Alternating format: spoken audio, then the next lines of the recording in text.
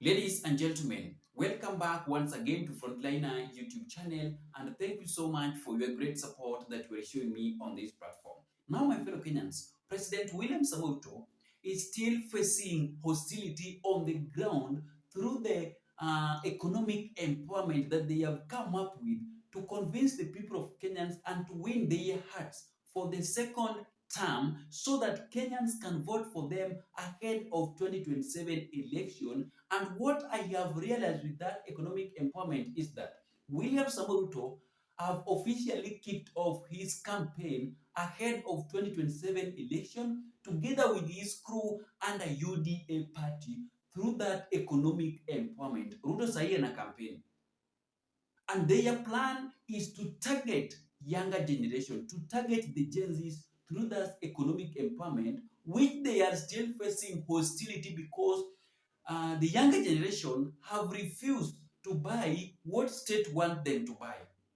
Hawataki kabisa. They don't want to hear what state want them to hear. Hawataki.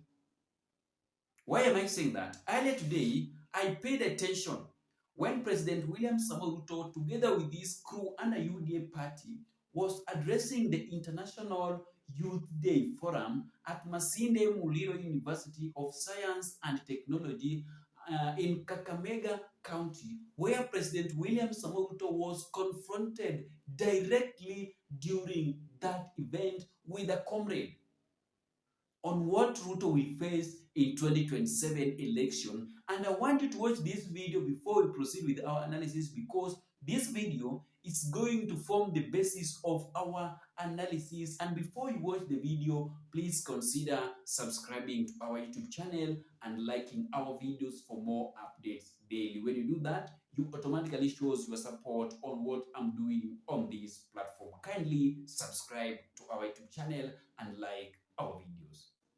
Thank you so much for that support, and you can watch the video. Asante sana. Let me take some yes from behind there.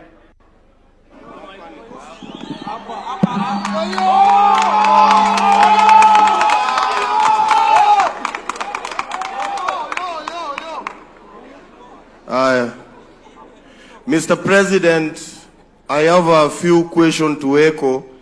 And first of all, this is the only chance I've gotten as a comrade to advise you that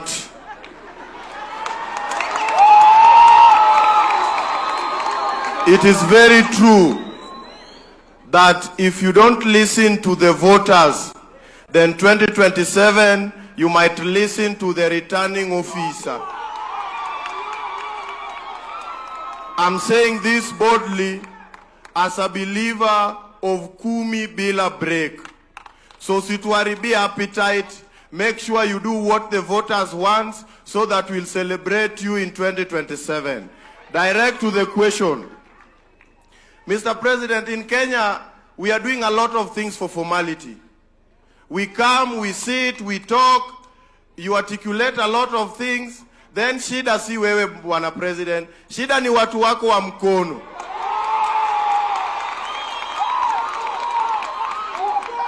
Bwana President, watu wanasema unatenga lakini hautengi. Shida ni watu wa mkono.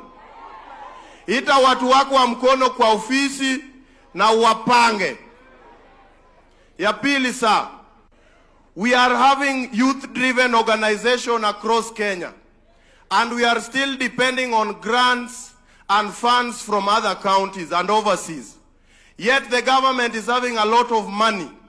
We are also pleading that we can have a platform where youth-led organization can apply for grants from the Kenyan government. Wazungu wacha niongee na president. Wacha. Wewe wacha. Bwana President, pesa iko kwa serikali yetu ya Kenya, and Kenya is very rich. Wazungu wanatuona kama omba. Yet there is a lot of money from the Kenyan government. If there are youth-led organizations that are doing youth programs, mtupe hizi pesa ili youth wapate kazi at the ground level. So that is what is happening right now on the ground. where William Samoei Ruto is now facing the reality of the people of Kenyans through that economic empowerment. That is the place and the time that William Samoei Ruto is now realizing that it is now important for him to listen to the ground. Because what is happening on the ground, Ruto is not being told. It is something that Ruto himself is facing.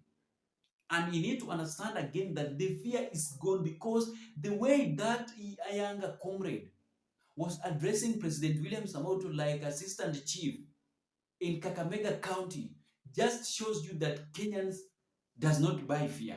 Kenyans are tired with everything. They are not afraid of illegal arrest. They are not afraid of illegal abduction. They are not afraid of anything, of any risk, because they have faced a lot of things through this government of William Samoei Ruto. They have faced a lot of illegality through the government of William Samoei Ruto, because how can a comrade stand in front of elders and address the president of a country like that? There is something that Ruto need to understand through this economic empowerment. Ruto need to learn something through the economic empowerment. And what I can tell President William Samoei Ruto is that it is high time for William Samoei Ruto to stop listening to some of his allies and State House advisory and start listening to the ground. Start listening to what Kenyans are trying to talk about. Because if Ruto will not listen to the ground, Ruto is going to face another serious hostility in 2027 election, which for William Samoei Ruto to return back to the office is going to be much difficult.